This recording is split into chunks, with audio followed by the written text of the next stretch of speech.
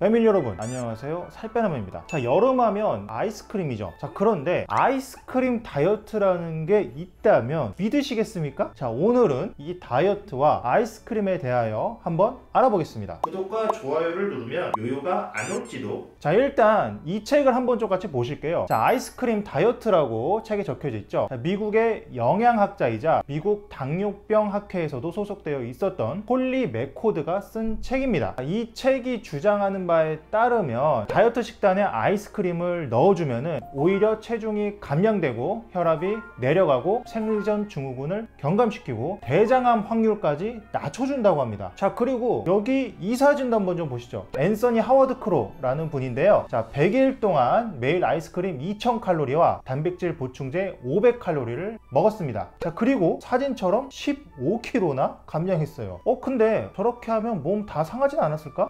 그렇지 않고요.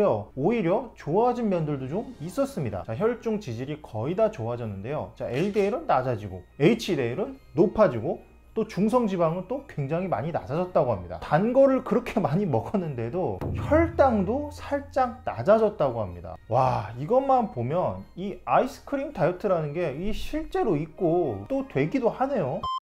자, 그러면 바로 아이스크림을 사러 가시기 전에 잠깐만요, 아직 말이 다 안 끝난 겁니다. 자, 일단 책에 나온 이 아이스크림 다이어트를 자세히 좀 들여다볼게요. 자, 일단 내용을 보면 하루에 먹는 칼로리를 이 하루 1500칼로리 정도로 제한을 하고 있는데요, 음식으로 1250칼로리를 먹고 아이스크림으로 250칼로리를 먹는 그런 식입니다. 자, 그런데 이 정도로 적게 먹으면요, 뭐 아이스크림을 먹든 뭐를 먹든 자, 살은 빠질 겁니다. 즉 아이스크림에 뭐 특별히 살 빠지는 효과가 있어서 살이 빠졌던 게 아니라 그냥 적게 먹어서 살이 빠졌던 거라는 거죠. 또 저 1250칼로리 먹는 음식들 있잖아요, 저게 주로 좀 지방이 적고 식이섬유가 많은 음식들을 좀 먹기를 권장을 합니다. 그럼 어떤 음식들을 먹게 되냐? 주로 채소나 과일을 먹게 되는 거죠. 즉 채소나 과일처럼 원래 살이 좀 잘 빠질 만한 음식을 1250칼로리를 먹고 거기에 더해서 아이스크림 250칼로리만 먹으라는 겁니다. 자, 이렇게 하면 사실 아이스크림 대신 뭘 먹어도 살이 빠지긴 할 것 같아요. 또 100일 동안 이 아이스크림만 먹고 살을 뺀 앤서니는 또 이렇게 말을 하고 있어요.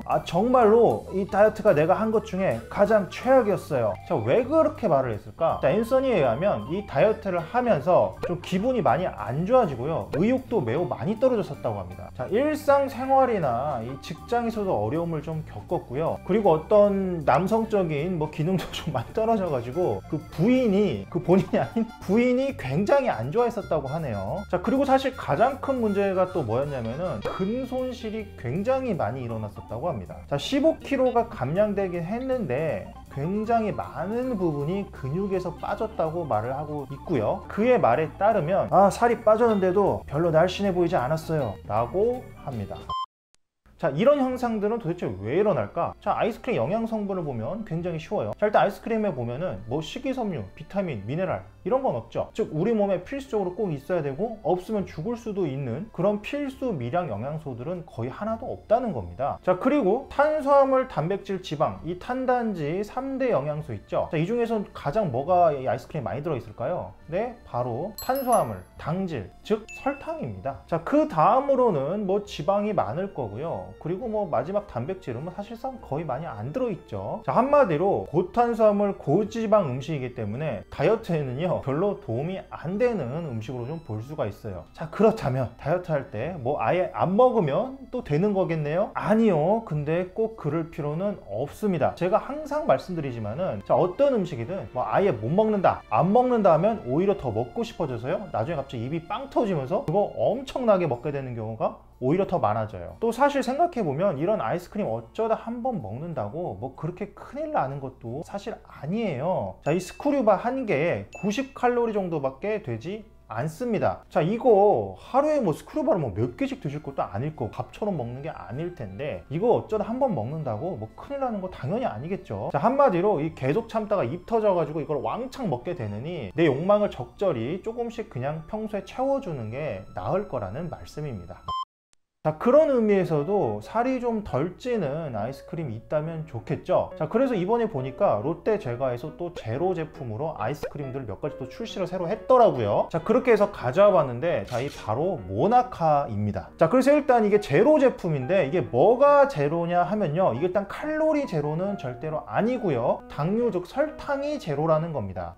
그러면은 이것도 칼로리가 있기 때문에 많이 먹으면 이것도 살이 찌지 않을까? 네, 당연히 맞죠. 이것도 많이 먹으면 살이 찔 겁니다. 자, 그런데 설탕을 안 썼기 때문에 혈당을 올리지 않겠죠. 따라서 인슐린 분비가 좀 덜 될 거고, 이게 같은 칼로리인 제품에 비해서는 얘네로 먹어주면 분명히 살이 조금 덜 찌긴 할 거예요. 다만 그 차이가 뭐 엄청나게 크다기보다는, 자, 일반 아이스크림보다는 조금 덜 찔 것 같다. 자, 그 정도로만 생각해 주시면 될 것 같습니다. 자, 그러면 비슷한 제품과 영양 성분부터 좀 비교해 볼 건데요. 그람수는 좀 더 많은데도 칼로리는 조금 더 적은 면이 있어요. 양은 더 많은데 칼로리가 더 적은 거는 분명히 확인이 되고요. 자, 그리고 조금 더 생각해 봐야 되는 게, 이 제로 제품들은 이 적힌 칼로리보다 살이 좀 덜 찔 겁니다. 왜 그러냐? 이 제로 제품에 적힌 것들은 당알콜 칼로리가 포함된 건데요, 당알콜은요 다 흡수되지가 않고 50%만 흡수된다든지 80%만 흡수된다든지 이런 식으로 흡수가 조금만 돼요. 따라서 이 칼로리보다도 조금 덜 찔 겁니다.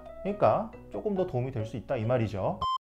자, 그러면 직접 한번 좀 먹어보겠습니다. 아주 힘들게 구한 이 모나카, 이거 맛은 뭐냐면은 제로 밀크 모나카인데 아이스크림과 달콤한 팥 앙금이 들어있다고 합니다. 한번 좀 먹어보죠. 뭐 이게 얼마나 맛있을지. 붕어 싸만코류죠, 이거. 싸만코류. 네.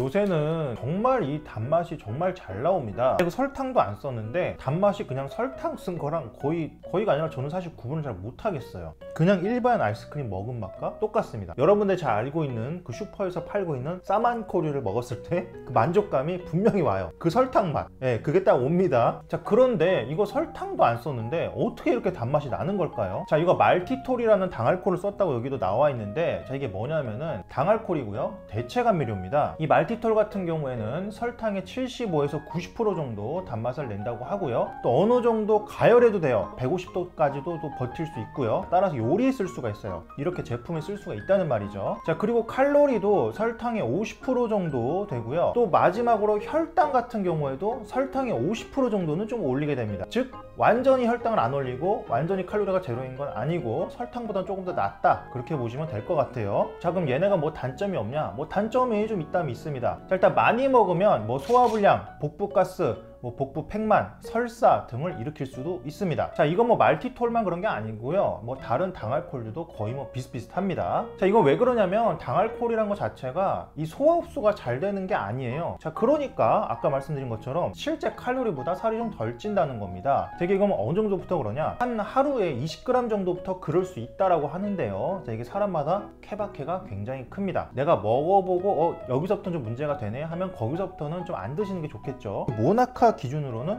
뭐 하루 1개 정도면 차는 것 같아요. 자, 이런 뭐 소화기 문제 외에는 이 말티톨이라는 거는 뭐 전 세계에서 뭐 정말 뭐 몇십 년간 써져 왔기 때문에, 자, 전반적으로 좀 굉장히 안전한 원료라는 점 또 말씀을 좀 드릴게요. 자, 다만 아까 말씀드린 것처럼 너무 많이 먹거나 아니면 이거 막 너무 오래 장기적으로 막 계속 먹거나 하면은 어떨지는 사실 잘 모릅니다. 누구도 몰라요. 좀 단기적으로 조금씩 드시면 괜찮을 것 같습니다.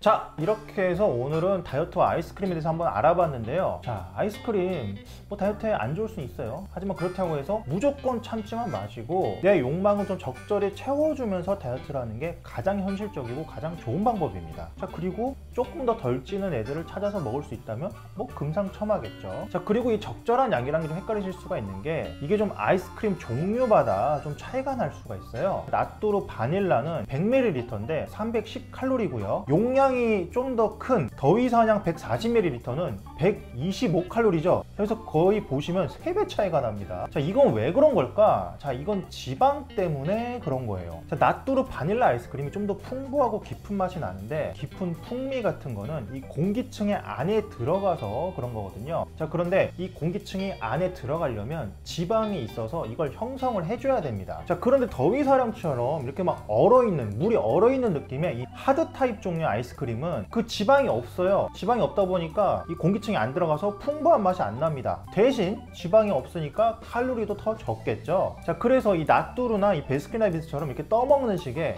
지방층이 많은 종류의 아이스크림은 지방도 좀 더 많고 칼로리도 좀 더 많이 나옵니다. 자, 그래서 하드 종류 아이스크림이라면은 2, 3일에 한 개 정도는 저는 괜찮다고 보고 있고요. 떠먹는 식의 아이스크림은 일주일에 한 개 정도로 드시는 게 좋지 않을까 이런 생각이 좀 듭니다. 떠먹는 아이스크림은 또 한 번에 많이 드시지 말고요. 이게 떠먹는 거 막 2만 원 통에 드시면 당연히 안 돼요. 자, 한 번에 100ml 정도가 적당할 것 같다라고 말씀드립니다. 자, 오늘도 다이어트와 건강을 위해서 열심히 공부하시고 노력하시는 우리 패밀리 여러분, 저는요 여러분들이 정말로 자랑스럽습니다. 이상 여러분의 다이어트 가이드 살빼남이었습니다. 감사합니다.